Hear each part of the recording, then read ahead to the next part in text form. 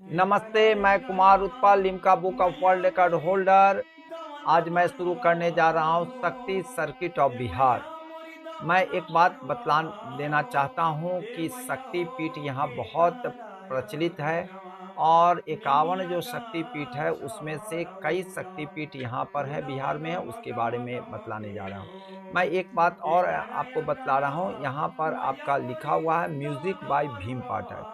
इस को मैं इतना सुंदर बनाने की और आकर्षक बनाने की और माँ देवी की बातों को बढ़िया से समझने और चिंतन मनन और आध्यात्मिक अभिवृद्धि अभिवृद्धि लाने के लिए और सांस्कारिक संस्कार से ओत-प्रोत करने के लिए भीम पाठक जी जो हमारे ब्रांच के आपको डायरेक्टर हैं, पीरो सेंटर के डायरेक्टर हैं, उन्होंने इसमें बैकग्राउंड में म्यूज़िक दिया है, उन्होंने खुद गाया है और उन्होंने संगीत दिया है। तो जिससे और भी आपको आकर्षक और माँ की शक्ति और माँ की भक्ति भी आपको जागृत होता रहे और बीपीएससी में आपको आशीर्वाद मिलता रहे कि बीपीएससी की परीक्षा में आप सभी पास करें। साथ-साथ बिहार से संबंधित जितने भी परीक्षा हैं उसमें भी शक्ति सर्किट के बारे में आपको पूछे जाएँगे, इसलिए मैं आपको चर्चा कर रहा हूँ। तो भीम पाठक जी की शुभकामना मेरे तरफ से है कि इन्होंने यह संगीत दिया है। चलिए मैं शुरू करने जा रहा हूँ, मंगला गौरी टेम्पल गया। मंगला गौरी टेम्पल गया में जो है यह शक्तिपीठ है, यह आप जानते हैं। देखिए यह आपको यह भारत के एक अद्भुत नज़ारा आपको प्रस्तुत कर रहा है, जिसमें आप देख रहे हैं कि यह जो है आपका जो आप देखते हैं हवन कुंड है, हवन कुंड की तरह यह मंदिर बनाया गया, जो भारत में यह अद्भुत है, यह आपको देखने को नहीं मिलेगा सभी जगह। अग्नि कुंड की रूप में आपको यह मंदिर बनाया गया है। यह जो है आपको बता देते हैं, यह शक्तिपीठ की चर्चा पद्म पुराण, वायु पुराण, अग्नि पुराण, देवी भागवत पुराण और मार्कंडेय पुराण में इसकी चर्चा है। कई पुराण जो है आपको में इसकी चर्चा है, जिसमें ये महत्वपूर्ण है। आपको बता देते हैं 51 शक्तिपीठ है, जिसमें 18 महाशक्तिपीठ है, जिसमें यह मंगला गौरी टेम्पल जो है यह गया में अवस्थित है, उसकी हम चर्चा कर रहा हूँ। यह उप शक्तिपीठ के रूप में भी जाना जाता है। यह जो है मंगला गौरी हिल पर अवस्थित है, इसलिए इसको हम मंगला गौरी टेम्पल कहते हैं। और इसको आपको बता देते हैं कि यहाँ पर 2 और भी श्राइन है और भी मंदिर है, जिसमें आपको महिषासुरमर्दिनी और दुर्गा और काली की मंदिर, दक्षिणा कालिका की मंदिर है। इसको ध्यान से देखेंगे और यहाँ पर ज़रूर जाएँगे, क्योंकि यहाँ पर जाने वाले लोगों को ज़रूर आशीर्वाद मिलता है। यह बहुत महत्वपूर्ण है, कई दृष्टिकोण से है, क्योंकि यह जो है आपको बता देते हैं कि यहाँ तांत्रिक वर्क भी होते हैं, तंत्र मंत्र का भी यहाँ पर काफ़ी प्रभाव है। और यह जो है आपको बता देते हैं कि मंगला गौरी टेम्पल में आपको यहाँ पर माँ की छाती गिरी हुई थी, और वह छाती जो है हम बच्चों को वह जो हैं सो आपको फूड प्रदाता के रूप में है, इसलिए हम सबको नमन करते हुए आगे बढ़ना चाहिए। चलिए मैं आपको बता रहा हूँ, दूसरा है चंडिका स्थान मुंगेर की बात मैं कर रहा हूँ। चंडिका स्थान मुंगेर में मैं गया भी गया था, और यहाँ पर काफ़ी यह चंडिका स्थान का आप देख रहे हैं शक्तिपीठ है। चंडिका स्थान है मुंगेर के शहर के जस्ट पास ही में है, आप जा सकते हैं यहाँ पर। हम पूरे परिवार सहित गए थे, यहाँ पर मेरी तस्वीर है, यहाँ पर मेरे पुत्र हैं, मैडम हैं और यहाँ पर बच्ची है मेरी। तो ये सभी लोग हम लोग गए थे, वहाँ पर दर्शन किए हैं। पहाड़ पर माँ की तस्वीर गुदी हुई है, एकदम लगता है पहाड़ से निकली हुई माँ की तस्वीर है। यहाँ पर आपको यह शक्तिपीठ जो 51 शक्तिपीठ है वहाँ पर लेफ्ट आई जो है यहाँ पर गिरी हुई थी, इसलिए यह चंडिका स्थान मुंगेर कहलाता है। मैं आपको लेफ्ट आई की यहाँ पर बात किया हूँ, जस्ट आगे बढ़ रहा हूँ।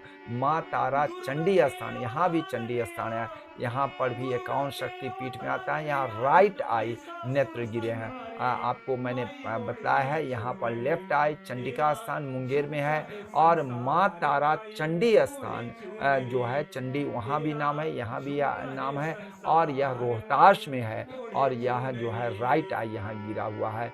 आप जान ही रहे हैं कि यह जो है बहुत ही पूजनीय स्थान है, और आप जाएंगे तो जरूर ही मनोकामना पूरा होगा। यह आपको ध्यान रखना होगा, श्रद्धा भाव रखना होगा, निश्चित ही मिलेगा आपको आशीर्वाद। मैं आपको बता रहा हूँ पटन देवी भी आप देख रहे हैं। पटन देवी में कई बार जाने का मुझे मौका मिला है, और संजोग से मेरे ग्रामीण चाचा हैं, सुधाकर झा नाम था, वह बहुत बड़े आपको आचार्य और पंडित थे। इस आपको पटन देवी मंदिर के वह आपको पुरोहित और पंडित रह चुके हैं। मैं उनको कई बार गया हूँ और उनसे आशीर्वाद भी लिया हूँ, पटन देवी भी गया हूँ। तो यह मेरे चाचा लगते हैं, सुधाकर झा जो हैं वह रहे हैं, अब तो वह दिवंगत हो गए हैं। और यहाँ पर राइट थाई दाहिना जांग यहाँ पर गिरा था, और यह जो है बहुत ही पवित्र और पावन स्थल है, अब बहुत ही रमणीक स्थल है, और यहाँ पर जाने वाले श्रद्धालु और भक्त जनों का आशीर्वाद जरूर मिलता है। मैं आगे आपको बता रहा हूँ, अंबिका भवानी टेम्पल है दिघवाड़ा में, जो आप यहाँ देख रहे हैं। आमी मंदिर जो है अंबिका भवानी टेम्पल के रूप में जाना जाता है, शक्तिपीठ के रूप में जाना जाता है। और यह जो है आपको प्रोमिनेंट गांव है दिघवाड़ा, सारण डिस्ट्रिक्ट में है, वहीं पर यह मंदिर है। मैं आपको बता दे रहा हूँ पौराणिक कथाओं और सारण गजेटियर के पृष्ठ 464 के अनुसार अंबिका भवानी मंदिर राजा दक्ष प्रजापति के यज्ञ स्थल पर अवस्थित माना जाता है, और यही माता सती ने पति भगवान शिव के निरादर से आक्रोशित होकर यज्ञ के हवन कुंड में आत्मदाह कर लिया था।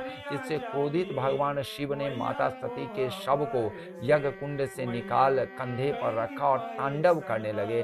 प्रलय की आशंका देख करके भगवान विष्णु ने चक्र से सती के शरीर को टुकड़े टुकड़े में काट दिया। जहाँ जहाँ सती के अंग गिरे वह स्थान शक्तिपीठ के रूप में मशहूर हुआ। कुंड में जलते समय मां सती के शरीर की भस्म युक्त अस्थि यज्ञ स्थल आमी में रह गई थी। यह स्थल सिद्ध पीठ अंबिका स्थान आमी के रूप में प्रसिद्ध हुआ। यहाँ पर अंग तो नहीं गिरा है, लेकिन वह राख जो है जो भस्म युक्त अस्थि जो थी वह आज आमी में रहा। तो इसीलिए यह जो है शक्तिपीठ स्थलों के रूप में जाना जाता है, यह ध्यान रखिएगा। लेकिन यहाँ पर कोई अंग गिरा नहीं था। यह आपको यज्ञ स्थल के रूप में माना जाता है। आइए थावे माता मंदिर गोपालगंज में है, यहाँ पर आपको बता देते हैं कि यह थावे वाली माता के रूप में जाना जाता है। मैं आपको बता दे रहा हूँ, मनन सिंह जो थे चेरो डायनेस्टी के राजा, वह काफ़ी माँ दुर्गा के भक्त थे। उन्होंने आपको बता देते हैं कि वह काफ़ी डिवोटी थे, और आपको सडनली क्या हुआ, उनके राज्य में बहुत ज़्यादा फैमिन आ गया, मीन्स अकाल आ गया। उसी समय आपको माता रानी के जो डिवोटी थे, उनका राशु भगत नाम के एक व्यक्ति थे, उन्होंने माँ का प्रार्थना किया। तो उनके जो उनके वाहन होते हैं, टाइगर होते हैं, उनसे चावल के दाना निकलने लगे, और सभी लोग पा करके बड़े धन्य धन्य हो गए। यह बात सुन करके किंग जो हैं वह जो है विश्वास नहीं कर रहे थे।